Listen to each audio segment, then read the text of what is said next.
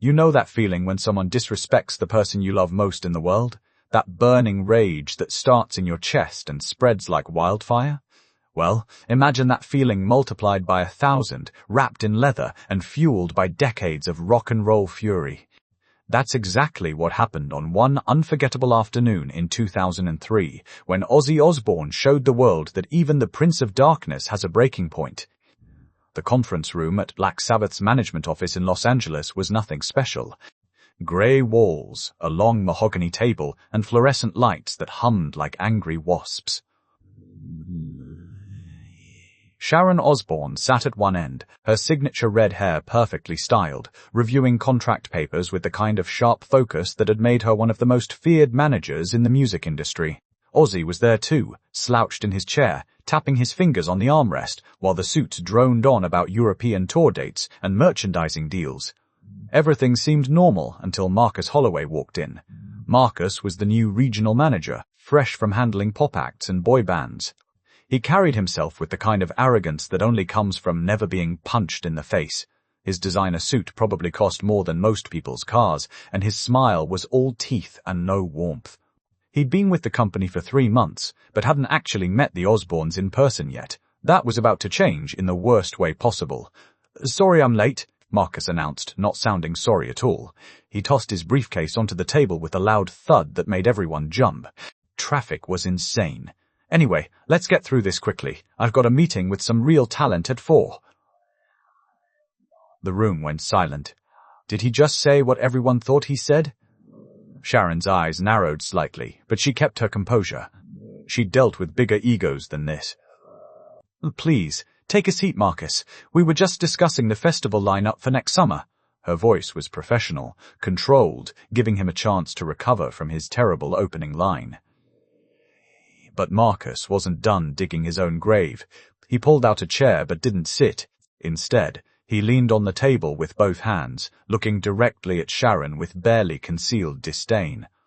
"Look, Mrs. Osbourne, I read the reports. Your husband's ticket sales are down 8% from last year. His demographic is aging out. My question is simple. Why are we still pretending this nostalgia act is worth the investment?" The words hung in the air like poison gas. Every person in that room knew those numbers were wrong. In fact, Ozzy's last tour had been one of the highest-grossing metal tours of the decade. But that wasn't even the worst part. Marcus had just called Ozzy a nostalgia act, directly to his wife's face, in a room full of people who knew better. Have you ever seen someone make a mistake so catastrophic you could actually feel the temperature drop? That's what happened next. Ozzy's finger-tapping stopped. His head, which had been bobbing slightly to some internal rhythm, went completely still. Those famous eyes, the ones that had stared down stadium crowds and faced down demons, both real and metaphorical, locked onto Marcus with the intensity of a laser beam. One of the junior executives actually scooted their chair back, sensing what was about to happen. Sharon, ever the professional, took a slow breath. "Marcus, perhaps you should check your sources. Those numbers are..." "With all due respect," Marcus interrupted, and everyone knew nothing respectful was coming next. "I don't need to check anything. I've worked with real stars, Christina Aguilera, Justin Timberlake, artists who actually matter in today's market. No offense, but managing your husband's career is like trying to sell cassette tapes in the streaming era. Maybe it's time to consider retirement, both of you." That was the moment. The exact second when the Prince of Darkness remembered why he earned that nickname. Ozzy rose from his chair slowly, deliberately. At 64 years old, he still had that presence, that energy that made you understand why millions of people had screamed his name for decades. He wasn't a big man, but in that moment, he seemed to fill the entire room. His hands were shaking, not from age or medication, but from pure concentrated fury. "What did you just say to my wife?" Ozzy's voice was quiet, almost a whisper, which somehow made it more terrifying than if he'd shouted. Marcus, still blind to the danger he was in, actually laughed. "Oh, come on, man. Don't be so sensitive. This is business. Your wife knows." He never finished that sentence. What happened next would become legendary in music industry circles, whispered about in recording studios and management offices from London to Tokyo. Ozzy moved faster than anyone expected, crossing the distance between them in 3 quick steps. He didn't throw a punch. He didn't need to. He got right in Marcus's face, close enough that the manager stumbled backward, his hip hitting the table hard enough to rattle the water glasses. "You listen to me, you disrespectful little wanker." Ozzy's voice was still low but vibrating with barely controlled rage. "That woman you just insulted has forgotten more about this business than you'll ever know. She took a broken-down, drug-addicted mess and built an empire. She's saved my life more times than I can count. She's raised my children, managed my career, and dealt with more shit than a person should ever have to deal with. And you? You come in here with your fancy suit and your fake smile and your wrong numbers, and you dare to disrespect her?" The entire room was frozen. Nobody moved, nobody breathed. Sharon remained seated, but a small smile played at the corners of her mouth. This was the man she'd fallen in love with all those years ago, the one who would walk through fire for the people he cared about. Marcus's face had gone from arrogant tan to pale white in seconds. I didn't mean—" "You meant every bloody word." Ozzy cut him off. "That's the problem with people like you. You think success is about numbers on a spreadsheet. You think music is a product you can package and sell like soap. You don't understand passion. You don't understand loyalty. And you sure as hell don't understand respect." But here's where the story takes an unexpected turn, because what Ozzy did next surprised everyone. He didn't hit Marcus. He didn't throw him out.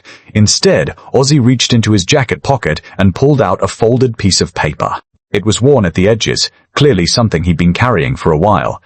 He unfolded it slowly, methodically, letting the tension build in the room like a storm about to break. "You see this?" Ozzy held up the paper. It was a letter, handwritten in neat script. "This is from a kid named Tommy in Manchester. He wrote to me 6 months ago, said he was thinking about ending his life, depression, anxiety, all that darkness. But then he came to one of our Nostalgia Act shows. Said the music, the energy, the community he found there, it saved him. He's in college now, studying music therapy, wants to help other kids like himself." Ozzy's hand was still shaking as he held the letter. "I get about 100 of these a year, from all ages, not just old folks reliving their youth, kids who discovered our music on YouTube, middle-aged parents who bring their teenagers to shows, people from every country you can imagine. That's not a demographic, Marcus. That's not a number on a spreadsheet. That's lives we've touched. That's meaning. That's legacy." He carefully refolded the letter and put it back in his pocket, his eyes never leaving Marcus's face. "Sharon built that. She created opportunities for me to reach these people. She turned chaos into purpose. And you have the audacity to call that a nostalgia act." The temperature in the room seemed to rise 10 degrees. You could see Marcus sweating now, his expensive shirt collar suddenly looking too tight. He opened his mouth, closed it, opened it again like a fish out of water. What would you do if you were Marcus right now? How do you recover from insulting a legend and his equally legendary wife? Sharon finally stood up, smoothing down her jacket with practiced elegance. She walked around the table slowly, her heels clicking on the polished floor with rhythmic precision. When she reached Marcus, she stopped, studying him with the kind of gaze that had made record executives and promoters squirm for decades. "Marcus," she said, her voice carrying that perfect blend of professionalism and barely concealed contempt, "let me educate you about something. In this business there are artists, and there are products. Products come and go. They have shelf lives. They're manufactured, marketed, and when they stop selling, they're discarded. Artists endure. They evolve. They build communities and create cultural moments that last generations." She picked up the contract papers from the table, tapping them against her palm. "Ozzy and I have been doing this for over 40 years. We've survived changing trends, format wars, the death of physical media, and countless people like you who thought they knew better. We're still here. Where do you think you'll be in 5 years? Marcus tried to speak, but Sharon held up her hand. "I'm not finished. You came into this meeting with false information, a superiority complex, and a fundamental misunderstanding of what we do. But here's what really bothers me. You could have insulted Ozzy directly. You could have questioned my business decisions. That's fair game.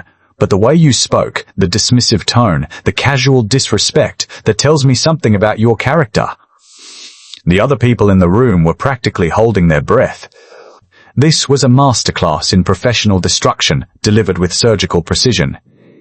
"You see, Marcus," Sharon continued, moving back toward her seat, "respect isn't about age or nostalgia or demographics. It's about recognizing that every person in this industry, from the biggest star to the newest intern, deserves basic human dignity. You failed that test spectacularly." She sat down, crossing her legs and folding her hands on the table like a queen on her throne. "So here's what's going to happen. You're going to apologize, properly and sincerely. Then you're going to excuse yourself from this meeting and any future meetings involving our business. Your boss will be receiving a call from me within the hour, explaining exactly why we can no longer work with you in any capacity." But then, something unexpected happened that changed everything. Marcus, who'd been standing there looking like he wanted the floor to swallow him whole, suddenly laughed. Not a nervous laugh or a defiant one, but genuine laughter that caught everyone off guard. He ran his hand through his perfectly styled hair, messing it up for the first time since anyone had met him. "You know what?" Marcus said, and his voice was different now, stripped of all that fake confidence. "You're absolutely right, both of you.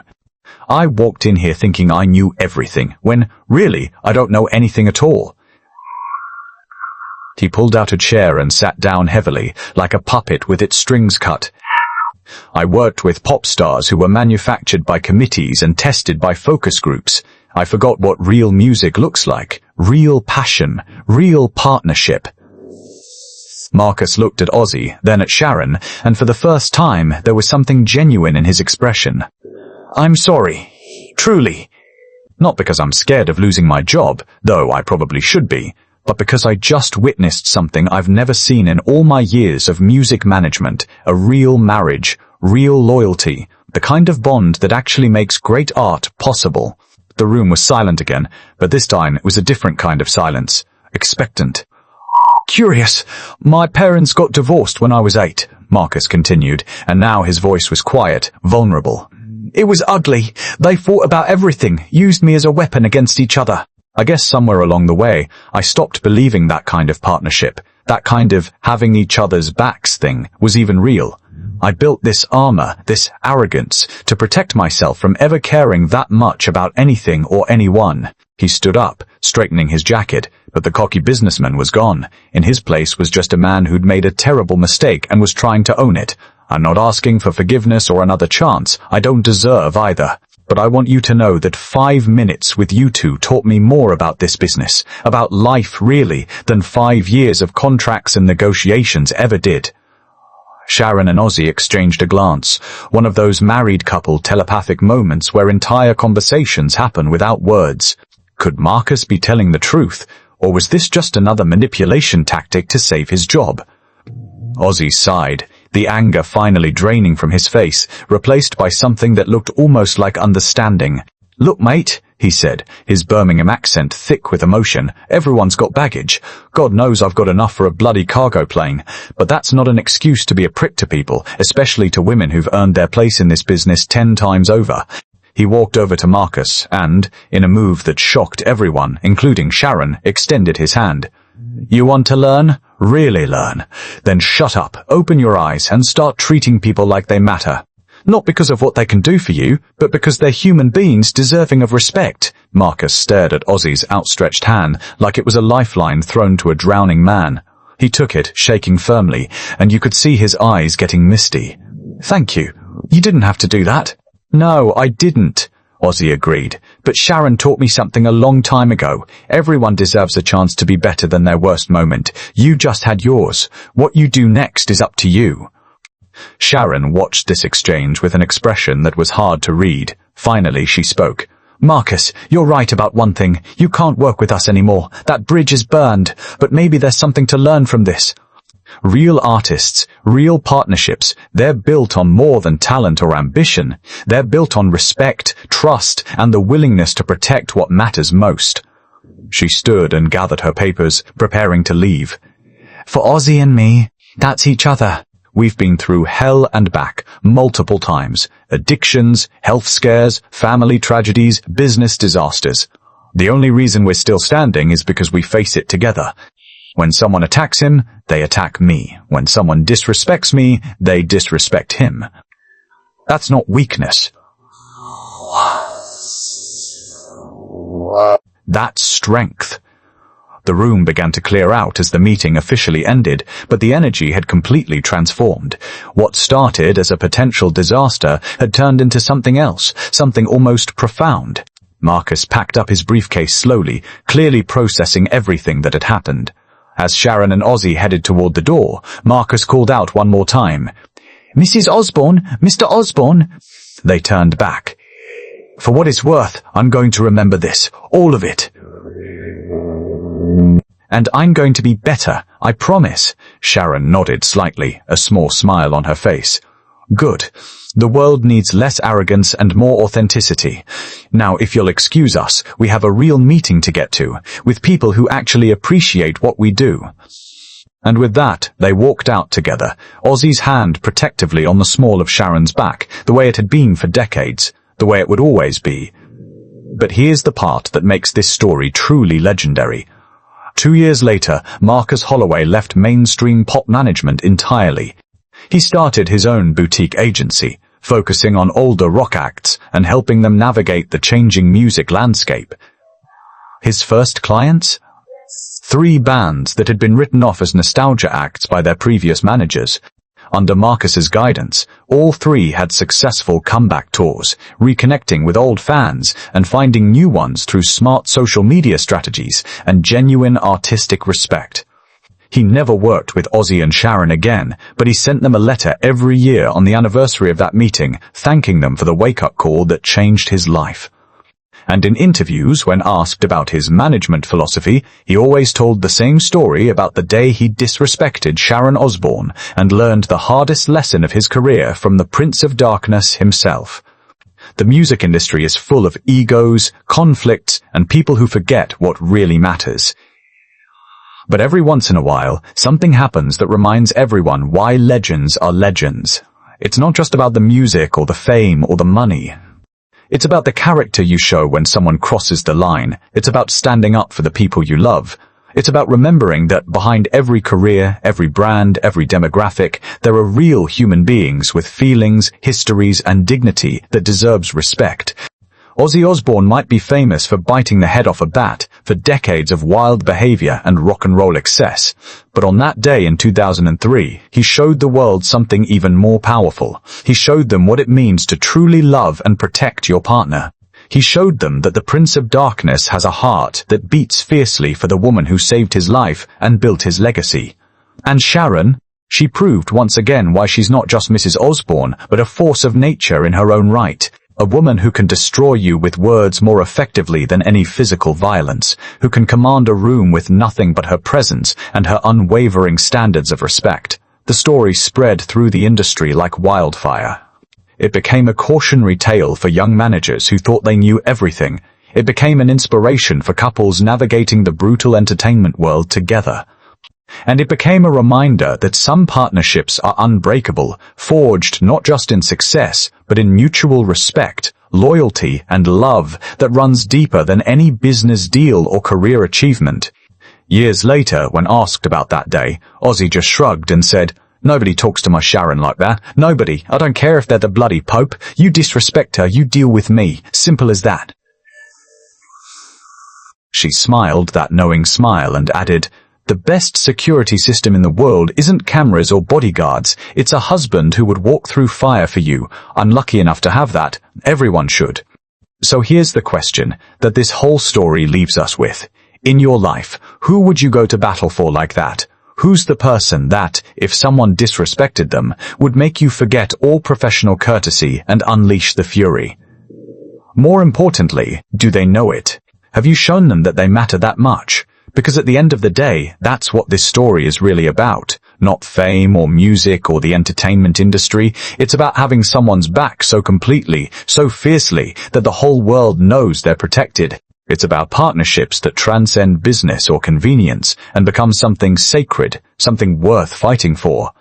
The Osbournes have given us decades of entertainment, controversy, and unforgettable moments. But perhaps their greatest gift is showing us what real partnership looks like.